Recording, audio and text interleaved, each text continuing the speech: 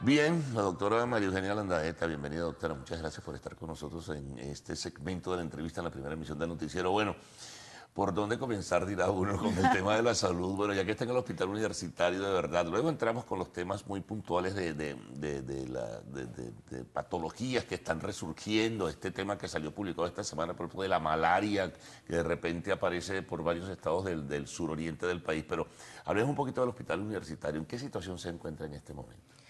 Bueno, sí, muchas gracias por invitarme al programa. Realmente la salud en nuestro país está sufriendo de una crisis humanitaria prácticamente en las peores condiciones que hemos visto en todo nuestro desempeño como médicos. Sí. Y el hospital universitario, por supuesto, no se escapa de todo esto. Es un hospital universitario, como su nombre lo dice, donde está la sede de los posgrados de la Facultad de Medicina, donde se realiza una medicina altamente especializada, donde se encuentran las personas más capacitadas para resolver los distintos problemas de salud de la población. Sin embargo, pues no se escapa de toda la crisis que se encuentra en este momento. Está déficit de insumos, del personal capacitado, Sí. de toda la infraestructura que se encuentra también en franco deterioro, toda la escasez de medicamentos e insumos, que es una cosa terrible para el manejo de los pacientes, los problemas del personal que son también terribles, producto de todos los años pasados de Sí, vicios pues, en claro. la contratación de todo este personal. El pobre hospital universitario en este momento tiene grandes problemas, No, y el grandes problema, y problemas. súmele el problema de la inseguridad. El problema de la inseguridad es terrible. En la inseguridad es una cosa no solamente alrededor del hospital, sino dentro del hospital, donde se pierden las pocas cosas que quedan. Por ejemplo, los aparatos con que se dan clases a los posgrados, las laptops, videobeam, computadoras, asaltan a los residentes, a los pacientes, les roban sus teléfonos, todos sus aparatos. Es terrible caminar por el hospital y sobre todo en las noches, ¿no? Entonces es un problema que ha sobrepasado la capacidad Y no dio de respuesta frente a resolución. ello. ¿No? Hemos visto, sí, claro, desde el punto de vista de opinión pública, se conocen. El diagnóstico sobre la situación del hospital está realizado, está hecho. Ahora bien, frente a esto no ha habido una respuesta. Bueno, relativamente se ha visto que han colocado más vigilancia, que han colocado guardia bolivariana en los alrededores del hospital y en las plantas bajas del hospital y milicianos que también supuestamente están cuidando allí, pero eso no ha reducido el índice de delitos dentro del hospital. Además hay una pugnacidad dentro del mismo personal donde cada cierto tiempo hay revueltas y Sí, bueno, heridos recientemente y se presentó un problema que le dieron un un tiro tiro a dentro un del dirigente hospital sindical, sí, dentro del hospital, ¿no? y puñaladas y todo. Entonces, es terrible trabajar así realmente, es muy difícil. Ahora, al margen de ello, ¿no? De lo que ya sabemos que es el cuadro que presenta el Hospital Clínico Universitario, la situación de la salud como tal, hablemos de de estas patologías que han resurgido en el hospital, cómo están evaluando, qué índice de pacientes reciben con problemas, con este resurgir de epidemias que tiene en términos generales el país. Bueno, el hospital universitario siempre ha sido centro de referencia nacional y Sí, muchas de las patologías que se encuentran en este momento andando, pues se tratan allí en el hospital. Nosotros hemos sido protagonistas prácticamente de todo lo que es la epidemia de dengue desde hace sí. tantos años. Primero chikungunya, luego Zika, malaria, que hemos tenido un repunte impresionante de casos dentro del hospital y por supuesto en el país, ¿no? Sí.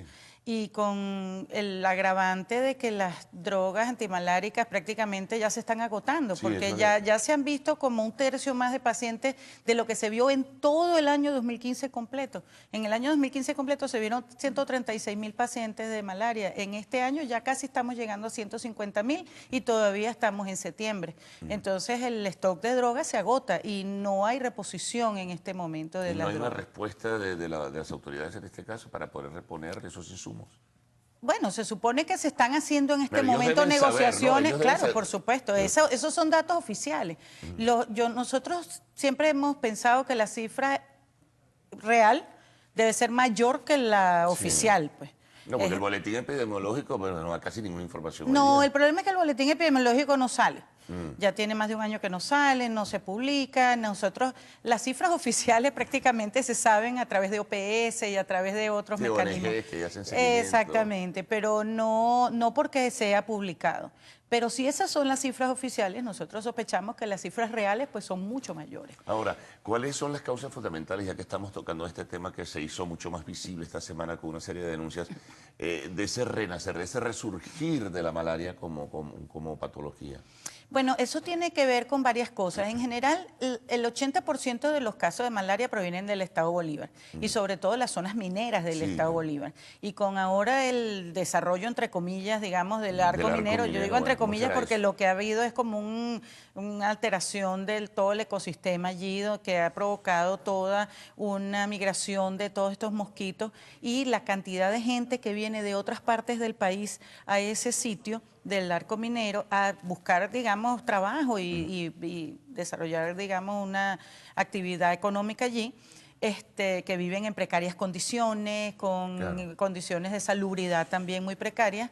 Entonces son víctimas de todas estas picaduras de mosquitos, que son mosquitos que nosotros, por ejemplo, en nuestro país tenemos unos índices de mosquitos mucho mayores que en los otros países, inclusive vecinos, inclusive como Colombia y Brasil. ¿Y eso por qué? Porque no hay ninguna campaña de Sí, control de vectores. Las campañas, digamos, los programas preventivos del Ministerio de Salud prácticamente están detenidos, no funcionan. Entonces no tenemos dedetización, no tenemos campañas de educación a la comunidad para la protección contra las picaduras de los mosquitos, no tenemos control de criaderos de vectores, no tenemos toda la parte de repelentes, insecticidas, eso no existe prácticamente. Y por supuesto las personas no se protegen contra las picaduras de los mosquitos y la malaria tiene una particularidad, por ejemplo, el Zika y el chikungunya dan una sola vez, porque son enfermedades virales que crean pero inmunidad. esta es recurrente. Pero la malaria, cada vez que un mosquito te pica, te puede dar malaria. Y nosotros hemos tenido pacientes con 8 episodios de malaria, 16 episodios de malaria, y entonces cada vez debe dársele un tratamiento, porque el paciente que no es tratado potencialmente puede llegar a morir. Sí, ¿no? Entonces todos estos pacientes tienen que ser tratados. Sí, ahí la inquietud fundamental que surge es que se conoce lo que ocurre, se sabe lo que está pasando, se conocen los detalles, que no hay una política definida para tratar de enfrentar este problema y encima de ello no hay insumos. Exactamente. Se están agotando, ¿no? Se están agotando las drogas antimaláricas. Recientemente se actualizó la guía de tratamiento porque también por el mal uso de las drogas, el mercado negro que existe, que los pacientes consiguen por otras vías Pues sí, los tratamientos. El sobreprecio que hay, el abuso que hay en el sobreprecio con la venta de insumos es impresionante, ¿no? Sí, y entonces estos pacientes han desarrollado una mala manera de tratarse ellos mismos la enfermedad y se ha desarrollado la malaria resistente a las drogas antimaláricas. Entonces tenemos escasez, tenemos resistencia de los plasmodios y tenemos entonces una situación ahorita donde hemos visto nuevamente, que teníamos tiempo que no veíamos, casos graves de malaria y mortalidad por malaria. Simplemente para recapitular, doctora Nadeta, los síntomas fundamentales que la gente pueda sentir en ese sentido para... Fiebre. Casi siempre la persona empieza a tener fiebre con escalofríos, los escalofríos son muy intensos, al bajar la fiebre la sudoración también es muy intensa, la fiebre puede recurrir cada 2 o 3 días hasta que realmente llega un momento que se hace continua, puede tener dolor de cabeza, náuseas, vómitos, diarrea y en los casos graves pueden tener disminución de plaquetas, que a veces se confunde un poco con el dengue, y pueden tener inclusive afectación del sistema nervioso central, de los riñones, del hígado, que son los casos graves que pueden llegar a la muerte. Una última pregunta y vamos a concluir. ¿Qué otras patologías tienen el riesgo de resurgir, aparte de la malaria? Bueno, que estamos viendo resurgencia, por ejemplo, el número de casos de infección por VIH que estamos viendo es una cosa terrible. Tuberculosis. Tenemos una patología que es la histoplasmosis, que es un hongo que se que se transmite cuando hay remoción de tierra, todo lo que son los túneles de metro, construcción de misión vivienda, deslaves, todo esto ha hecho surgir la histoplasmosis como una enfermedad endémica, pero bastante importante en este momento. Y por supuesto las enfermedades desde el punto de vista del agua contaminada, como son la diarrea, la salmonelosis, inclusive hemos visto 2 casos de fiebre tifoidea en el hospital universitario que teníamos muchos años que no veíamos. Todas estas son enfermedades que tienen que ver con el saneamiento ambiental, con el agua corriente, con el control del ambiente, de la recolección de desechos sólidos, con todas estas cosas que son políticas de Estado que deben ser implementadas. Bueno, gracias por toda esa información pertinente. Por lo demás, muy amable, doctora. Conversamos con la doctora María Eugenia Landaeta. Amigos, vamos a una pausa. Al retorno tendremos el segmento de arte y espectáculos en lo actual.